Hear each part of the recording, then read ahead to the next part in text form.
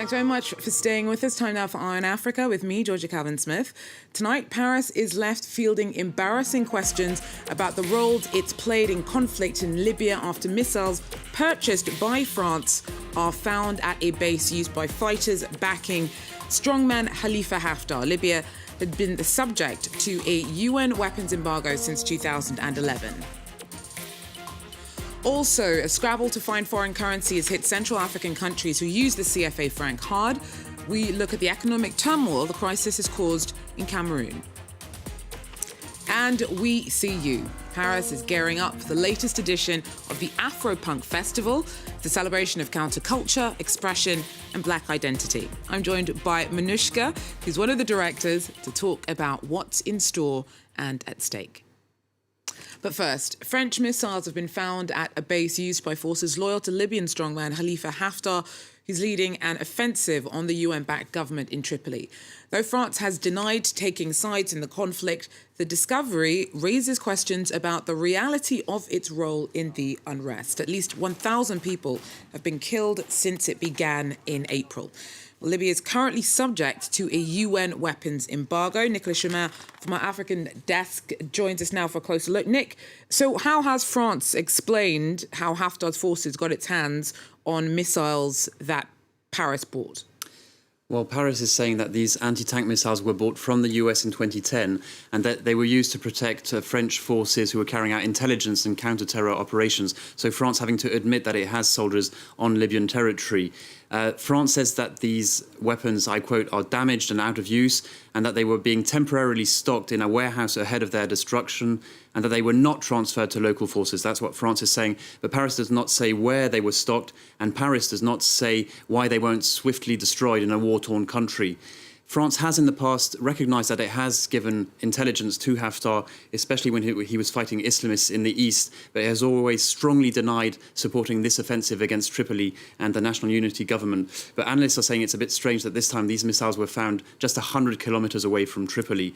This story, revealed by the New York Times, really shows once again how divided Libya is between the National Unity Government of Fayez al-Sarraj, in theory supported by the international community and Turkey and Qatar, and then on the other hand, General Haftar, who's supported by Egypt and the United Arab Emirates, who also has the political support of the US and Russia. If you look at Libya today, most of the territory is controlled by Haftar.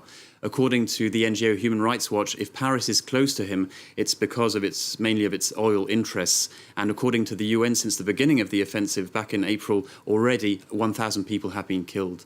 Thanks very much, Nicolas Chemin, giving us a bit of an insight into those missiles purchased by France found just outside of Tripoli. Well, South Africa is currently playing Nigeria in the quarterfinal of the Africa Cup of Nations. The score so far is 0-0. Meanwhile, earlier Wednesday, Senegal... Oh, we've just heard that the score is actually 1-0 to Nigeria. So that comes after a game earlier on Wednesday when Senegal went through to the semi-finals after beating Benin 1-0. Simon Harding was following that game for us in Cairo. It is the end of a fairy tale adventure for Benin, who were unfortunately very far out of their depth in this one. Senegal, the Lions of Teranga, came out firing in the first half. They had plenty of opportunities. In fact, sometimes you even wondered how they didn't score after a few goalmouth scrambles, which were incredible to witness. But the score was goalless at the break. But after the break, Senegal came out and even upped their game a couple more gears.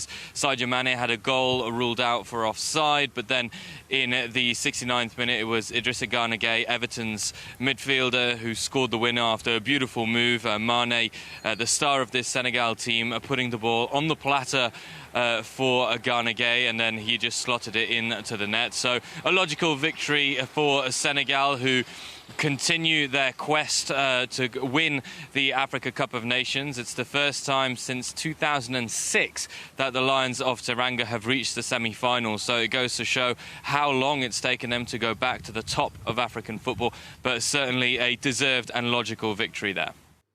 Simon Harding there for us in Cairo.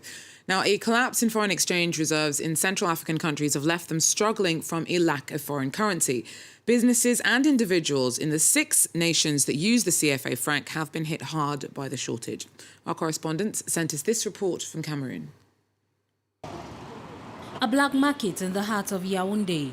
Scores of currency traders are on the lookout for clients wanting foreign money. Most want euros or dollars. $20,000, this trader who wants to stay anonymous says it is hard to get his hands on such a huge sum. Normally, he trades the franc CFA for foreign bills. But over the past couple of weeks, there have been limited euros and dollars in circulation on the black market. Most of our clients now want to buy foreign currency. They want euros and dollars. There is a slight increase, just like every other scarce product. The scarcity has led to hikes of up to 15% and 20% for some of the scarce currencies. Officially, it is too soon to talk of devaluation. But on the black market, traders already talk of devaluation of the franc CFA used by 6 Central African countries. The refurbishment of this hotel is almost at a standstill. The owner's bank does not have enough currency to make international transfers to her material suppliers abroad.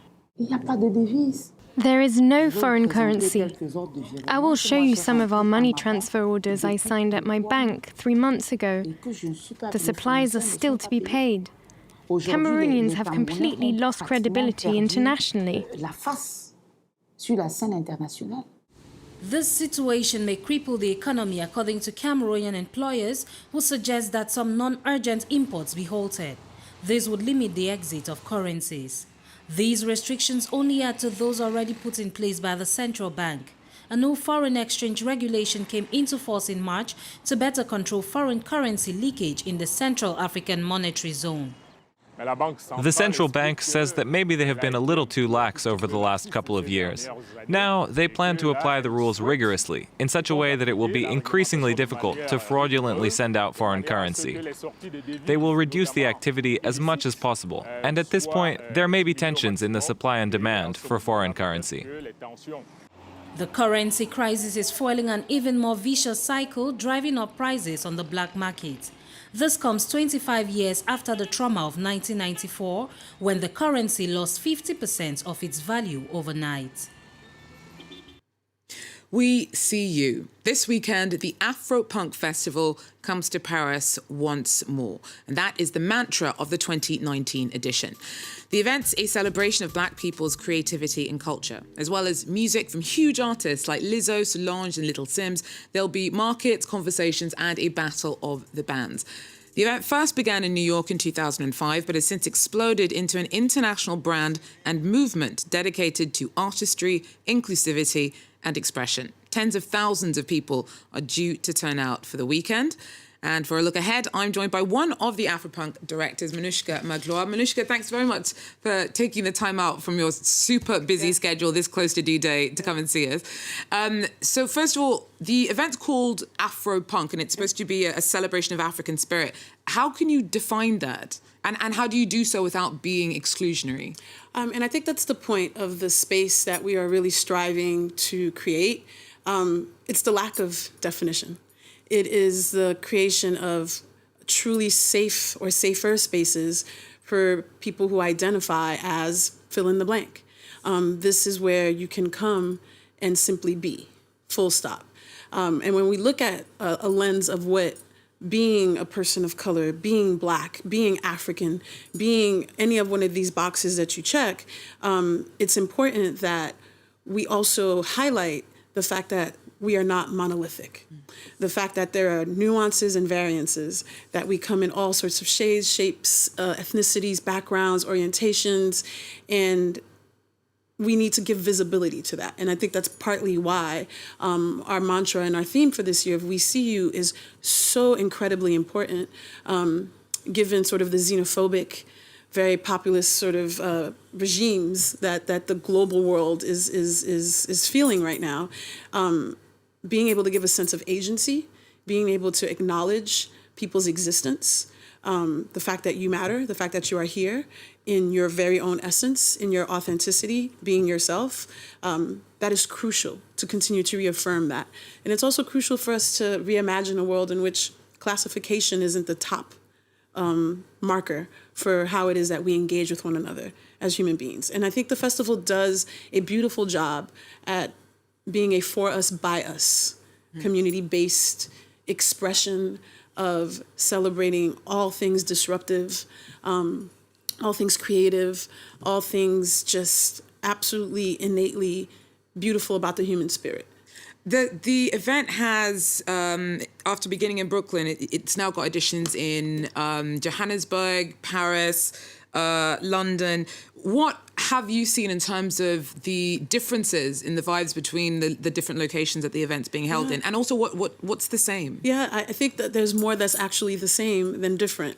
I have the unique perspective, and I'm truly grateful to be able to go to all of these different markets and really have a deeper dive into community. I do a lot of outreach work. I do a lot of work with social justice movements and local community organizations and activists, as well as musicians and artists and young people that are looking to find sort of their voice and their creativity and their outlets. So you get a real sense of what the actual beat and pulse of a city is, what the sort of social mores that are pushing it and keeping it alive. And the thing is, we really truly are more similar than dissimilar, especially folks of color, brown folks. But when it comes to celebrating Black identity, Black people are, like you said, are not monolithic. Yeah. So Black communities in Johannesburg will be different from Black communities Correct. in London and Black communities in the US. Yeah. How do you reflect the differences in terms of catering to the expectation and the needs of specific communities to celebrate themselves? And I think one of the first things that we always have to do is recognize that we don't come in as thought leaders, right? We don't come in as the experts and going, this is what it should look like. We are absolutely community driven. We make sure that when we're in a market, when we're in a city, even our own, home is Brooklyn for us, but we also are in Atlanta, Georgia. And truth be told, we're a global footprint as far as reach. It's important that you plug into the creators, the disruptors. It's important that you understand that simply because we may share skin tone doesn't mean that we like the same foods, that we listen to the same types of music. It's important to highlight the things that make it intrinsically nuanced about being in Soweto versus being in Brixton. It's oftentimes subtle. Subtle in that it's the music that's there, it's the food, it's the spices, a variant in a different type of spice, but then there's still this commonality in something that's inexplicable, that you can see that we're both sort of dancing to the same type of rhythm and without even knowing it. Being able to understand that some of the issues that we are being faced with in one community carries over in another. It's just in a different lens or perspective in how it is that it's being talked about or presented. And I think that's the thing. We don't go in with a blind sort of covered sheet of this is what this white box solution looks like. Thanks very much, Manushka. We're looking forward to seeing you this weekend. Have an amazing time. Absolutely. Looking at some of the pronos, it looks like it's going to be amazing. Fantastic. Yeah. Thanks so much for coming in. That, unfortunately, is all we have time for Eye on Africa. Thanks for joining us. Do so again. Take care.